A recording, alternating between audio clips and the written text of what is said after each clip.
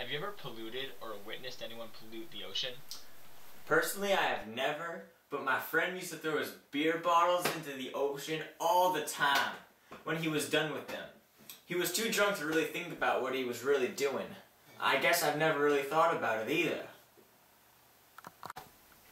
Oh my god, people do that? Man, I love the waters. It's where I live. One time, I was surfing down at the ocean in Florida, and I was getting onto the waves, and my foot got stuck in one of those plastic thingies. You know those thingies that hold the cans of soda together? Yeah, one of those things. Man, imagine how the fish feel. Well, yeah, I do it all the time. I do it all the time. I mean, it's just convenient. When I'm walking around, there's no garbage cans anywhere. If the government would put more garbage cans in public places, I would definitely put the effort in, but there aren't any garbage cans. There are many different types of people across this whole planet. Some who litter, some who don't. Some who realize the impact littering has, and some who have no care at all about the issue. The solution is not to clean up the oceans and all of our world's waters. The solution here is to educate people into the consequences of polluting our waters, so that they will not do it in the future. We cannot fix the past, only mend the future. The only way to do this is to expose ourselves to the ugly truth, and what our world really looks like today. The ocean is a huge body of saline water that takes up approximately 361 million square kilometers of the Earth, where the average depth is 3,790 meters and can go as deep as 10,923 meters. We are to land as some animals are to water. Many different life forms live within the ocean, including fish, plankton, sharks, whales, shrimps, and lobsters, and so many more. They even consist of things that don't seem like they are alive, much like plants on land. Starfish, sand dollars, coral reefs, and the list goes on. The ocean is a place of beauty and serenity, where people can feel at peace just by looking at the amazing things that live underneath the water.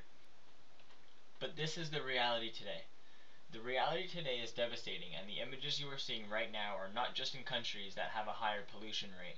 These images of these garbage-filled beaches are all over the world, even in the most popular beaches in the United States.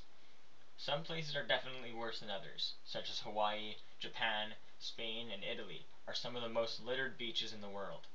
Across the world, countries are trying to do their best to implement laws banning littering and dumping into the oceans.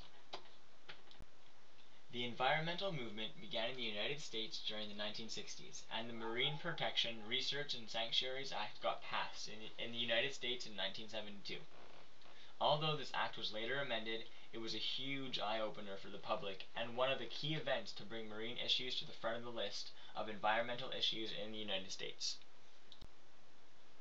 267 kinds of organisms are known to have been injured or killed from ingestion or entanglement. This is mainly caused by toxic wastes. Toxic wastes are poisonous materials that are dumped into the ocean. They harm plants, animals, and any type of sea life and also have an impact on our health. This is the reason why mercury in the fish we eat has gone to very high amounts recently. Secondly, there is a huge problem with oil spills. Oil spills are categorized into three types: small, medium, and large. A large oil spill consists of over 700 tons, where a medium consists of 7 to 700 tons, and small consists of less than 7 tons. On average, our oceans experience 3.4 oil spills a year, with 2 of them being medium spills. Approximately 80% of all ocean pollution is land-based, meaning that it is caused by humans.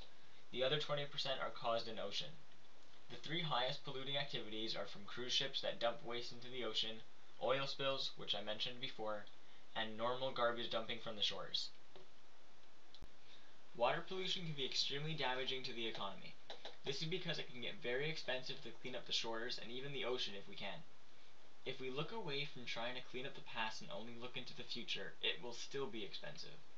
In order to help this problem and decontaminate some of the waters, we would need to purchase biological filters, chemical additives, and possibly sand filters.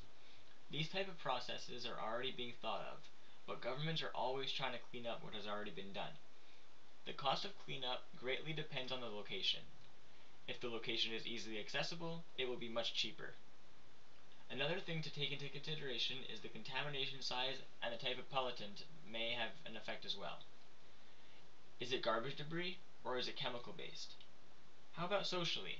How do we as citizens get affected by this? Well, polluters must pay taxes. The government is always funded, and by who? All of us. If a country's waters are polluted and we need to clean for our waters and our water system, the citizens of the country are going to pay for it. It's a vicious circle that can be stopped. We pollute less, we end up paying less taxes. This is a perfect way to lead into my next point. How this all affects us. How does it? Well, yes, like I explained before, we do need to pay taxes based on how much a country pollutes and litters, but it is much more than that. Think about culture and religion. We must respect culture and religion, even if we do not believe in it. It is only fair. Some religions worship different animals, and some of these religions actually worship sea animals. In Middle and South Vietnam, the whale is considered a very sacred animal. In India, they worship many different types of snakes, and some snakes live within water. Maybe not the ocean, but sometimes lakes, rivers, and streams. Even to the Jews, according to the Jewish faith, one of their gods was a fish god, half man, half fish. They look up to fish if they happen to be religious enough. Other than religion, think about the amount of people that go on vacation and then experience the miracle of flight. These people often leave from their cold place of living, which is full of snow, to places that are hot and have beautiful beaches, they would hope. Countries that have serious ocean pollution problems will not have a good reputation for their beaches, which will in turn push tourists away. Who wants to go on vacation and see garbage everywhere? There are also many activities that involve the water, and with the pollution, these activities can now be harmful and even unenjoyable. Scuba diving and snorkeling are two activities that are firmly based around the viewing of the beauty of the ocean. With ocean pollution continuing at this rate, there may not be any reason to go look at these beautiful sea animals and coral reefs, because there won't be any left. The United Nations holds a treaty called the Law of the Sea, which was adopted in 1982. It is being used to set rules for the oceans and to preserve its beauty. This treaty calls for technology transfers and wealth transfers from developed nations to undeveloped nations. It also requires them to adopt regulations and laws to control pollution of the marine environment. There are some countries that have passed the law, some that have not, and some that have signed the treaty but not passed the law. This photo shows three different categories. The dark green shows countries that have passed the law, the light green are countries that have signed but not passed the law, and the gray are countries that did not sign at all. As you can see, a great majority of the world has signed this treaty and have also passed the new law.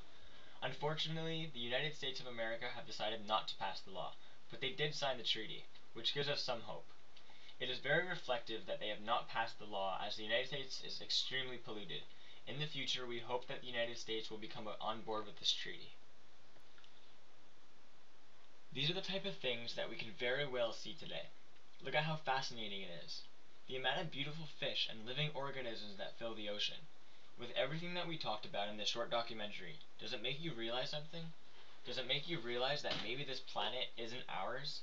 We are simply just borrowing it for the time that we live. Approximately 73% of the Earth is ocean and water. We only take up about 15% of the Earth as humans. So why do we want to kill off the ocean? It's what makes our planet what it is. There are more living organisms that live in the ocean than there are humans in the world. Why do we not show these lovely creatures more respect? As much as people think that the human race is dominant, and that it doesn't matter if we kill off the fish because we can eat them, but if you look at the biology of a fish, fish and organisms that live within the ocean have a much more complex nervous system, which means they feel pain at a much higher rate than we do. So why are we making them suffer? It is proven that they feel much more pain than we do. They deserve as much as a life as a human. Let's be in peace and experience the ocean in a good way, and not hear about it in a bad way.